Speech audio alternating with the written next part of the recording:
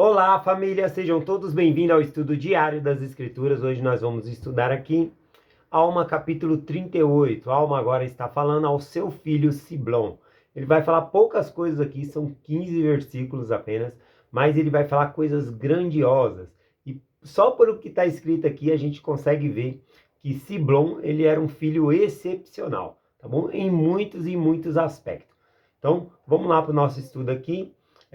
Começando no versículo 1, ele diz assim: Meu filho, ouve minhas palavras, pois digo-te que, como disse a Elamã, que se guardares os mandamentos de Deus, prosperarás na terra, e se não guardares os mandamentos de Deus, serás afastado de sua presença.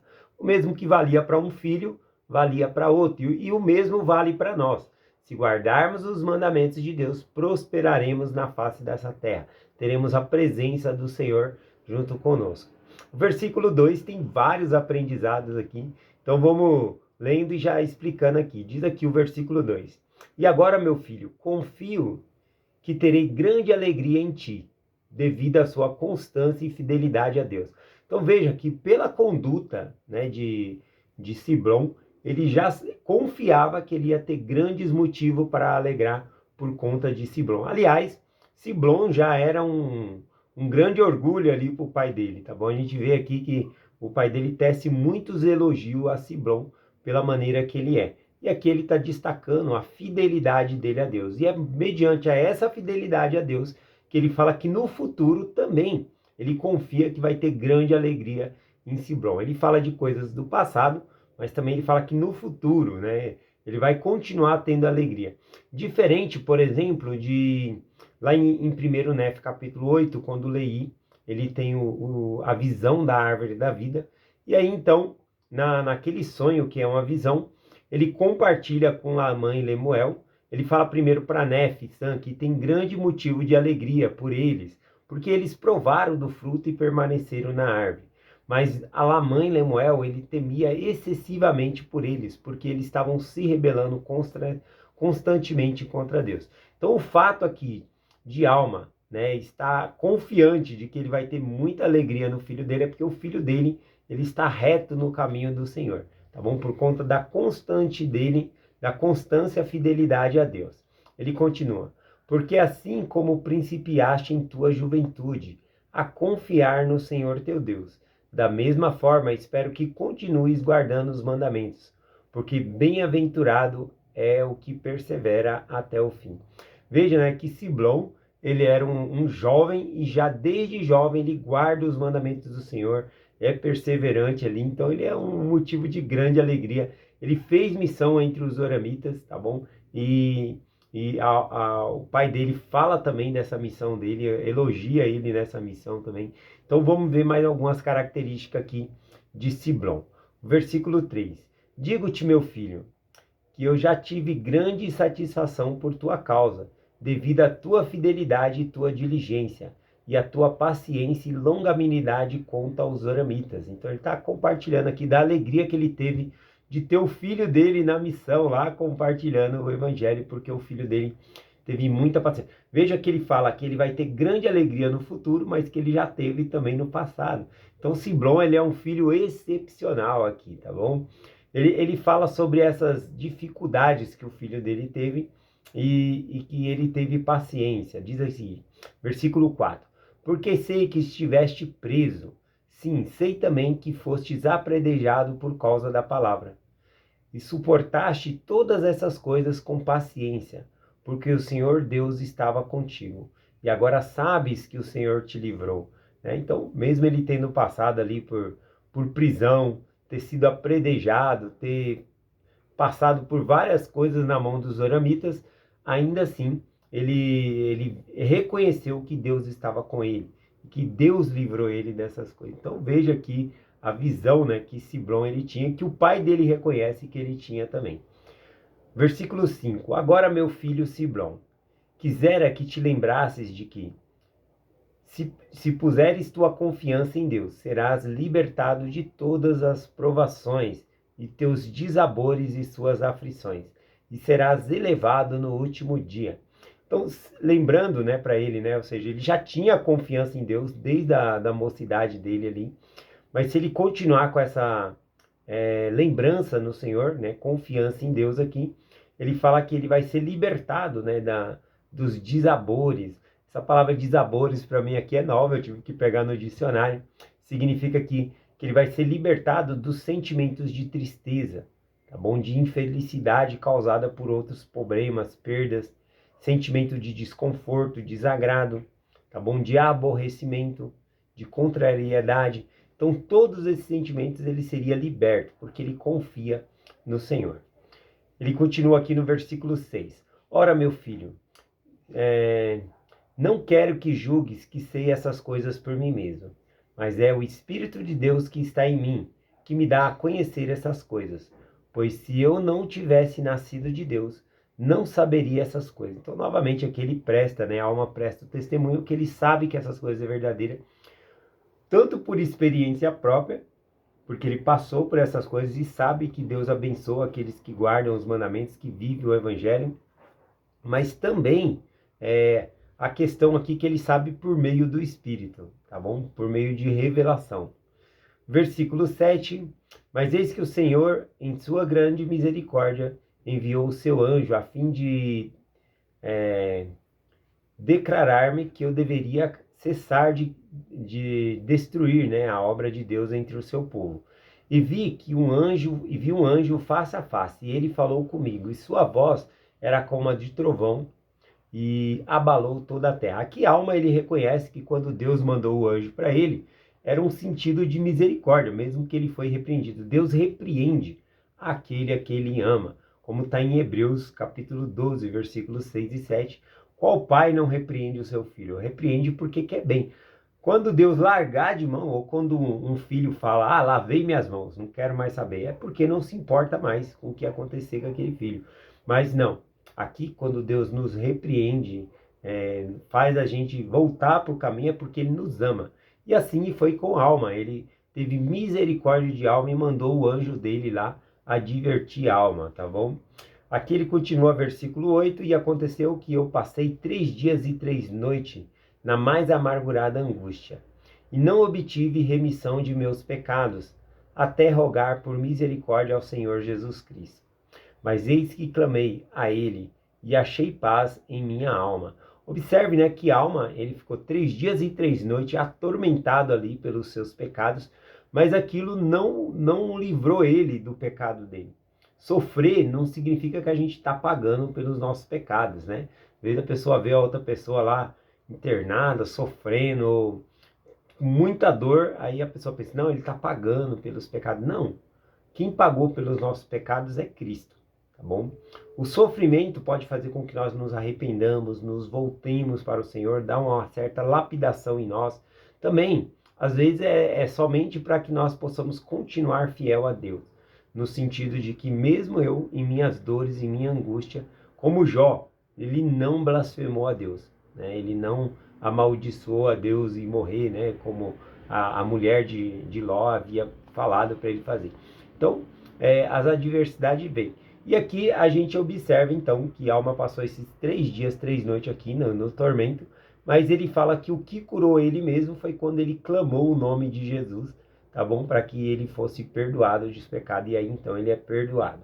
O versículo 9 diz, e agora, meu filho, digo-te isto para que adquira sabedoria, para que aprendas de mim, que não há outro caminho ou meio pelo qual possamos ser salvos, a não ser Cristo por intermédio dele.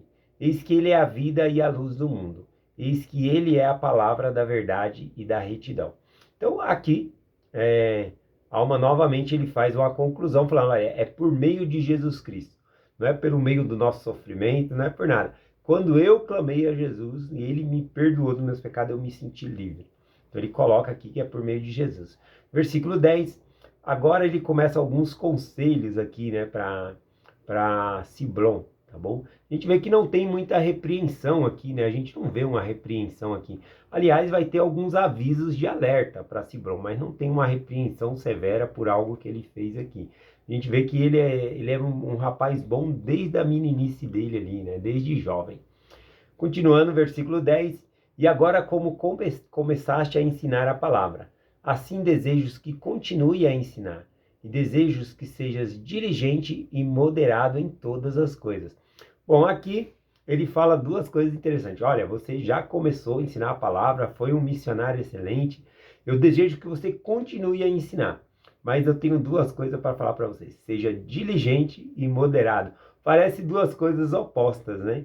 Diligente, fazer com frequência. Moderado é ir com precaução, né? Às vezes ele tinha aquele ímpeto de fazer tudo muito, com muita energia ali. E ele fala, nossa, seja moderado também, né?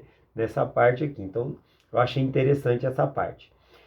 Falando sobre ser diligente e moderado, eu gosto lá em Mosias capítulo 4, versículo 27, quando diz assim: Vede que todas as coisas sejam feitas com sabedoria e ordem, porque não se exige que o homem corra mais rapidamente do que as suas forças permitam.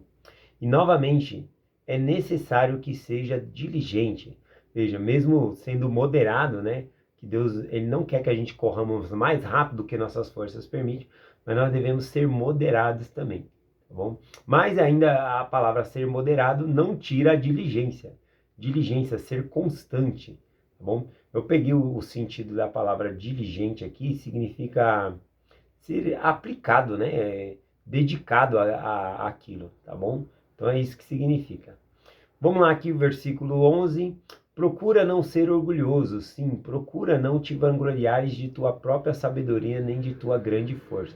Então, Siblon, ele era tão bom no que ele fazia, pregando o evangelho e tudo ali, que o pai dele deu ali, não a repreensão, mas falou, olha, você toma cuidado com isso, tá bom? Porque você pode pensar, nossa, eu tô ensinando muito bem, batizei muita gente, né? E começar a achar que é por causa de você. Não, mas é por conta da palavra, né? Então não era para eles cair no orgulho, tá bom? Ele vai estar falando apenas aqui, cuidado com o orgulho, tá bom? Não que Siblon tenha sido orgulhoso alguma vez, não é isso. Ele continua. Usa de ousadia, mas não de despotismo. Ousadia, né? Ser ousado a ensinar ali. Despotismo significa autoridade de uma maneira que... Deixa eu pegar aqui. Eu peguei a palavra para não... Aqui, deixa eu ver. Despotismo significa poder isolado, ou seja, usar com autoridade isolada ali, né? Como se a pessoa fosse obrigada, ou uma autoridade arbitrária, absoluta, a autoridade arrogante, tá bom? Então ele fala, seja ousado, né? Ou seja, usa de ousadia, mas não de despotismo, não com rigor de autoridade. Mas faze com que todas as suas paixões sejam dominadas, para que te enchas de amor. Procura fugir da ociosidade. Olha aqui. Fugir da ociosidade, né? Tem uma frase que diz que cabeça vazia é oficina do inimigo, né? Oficina de Satanás ali. Então a gente tem que fugir da ociosidade. Sempre procurar nos ocupar com coisas boas, tá bom? Aqui eu acho muito interessante quando ele fala para Siblon controlar todas as paixões dele, né? Ele usa aqui a palavra aqui, ó. Fazes também com que todas as tuas paixões sejam dominadas. Olha, quando vem essa palavra paixão, né? Parece algo romântico. E pode ser também, né? Nós devemos dominar o romantismo aí. Quem está namorando tem que esperar casar, tem que, então, dominar as paixões. Mas aqui, quando fala dominar as paixões, também implica em outras coisas, como, por exemplo, tem gente que tem paixão pelo futebol, né? Ama o futebol ali. Então, faze com que essa paixão seja dominada, tenha controle sobre essa paixão. Não deixar a paixão ter controle sobre você, tá bom? Essas coisas não podem ter domínio sobre nós. Nós temos que dominar essas coisas. Então, temos o futebol como paixão. Tem gente que vai ter uma paixão por videogame. Vai gostar tanto de videogame, só que tem que ser controlado. Você não vai ficar jogando o dia todo, tem que dar atenção para a família, cuidar das coisas do evangelho, né? Então, fazer com que todas as nossas paixões sejam dominadas, tá bom? É isso que significa aqui. Eu gostei dessa frase, inclusive vou colocar ela de título aqui na mensagem do Vem e Segue. Gostei demais. Versículo 13.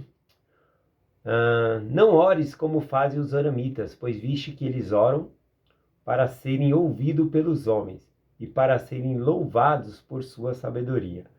versículo 14 ele diz, né? Ele fala então como deveria ser a oração. Não digas, né?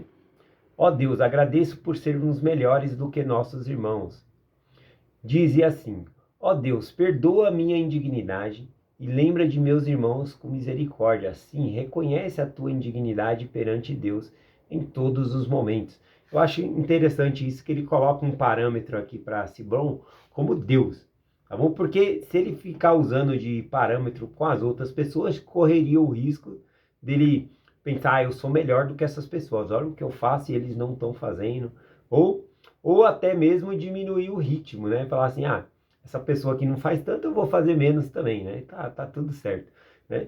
Só que cada um tem que fazer de acordo com a sua capacidade, de acordo com o que Deus pede para cada pessoa. Tá bom? Então a gente não pode se comparar com outras pessoas nesse sentido.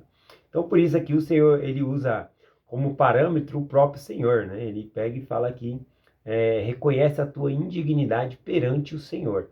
Tá bom? Então, perante o Senhor, né? Com certeza o Senhor é digno em todas as coisas. Versículo 15, último versículo aqui, se despedindo, ele diz aqui: E que o Senhor te abençoe tua alma e receba no último dia em seu reino, para assentar-te em paz. Vai agora, meu filho, e ensina as palavras a este povo. Ser moderado. Adeus, meu filho. Novamente ele fala para a palavra aqui, ser moderado. Para ele usar novamente a palavra aqui, ser moderado, ou seja, pisa um pouco no freio. A palavra moderado significa usar de cautela, né? E com prudência, tá bom? Às vezes ele era tão afoito, né, para ensinar, para compartilhar tudo assim, né, que poderia meter os pés pela mão. Então ele era um rapaz tão bom que a gente normalmente não vê. Já pensou você ter pessoas, né, no seu coro de elders, na sua área de socorro, você fala, calma, calma, vai com calma, não precisa fazer tanta visita assim não. É difícil, né, achar pessoas assim.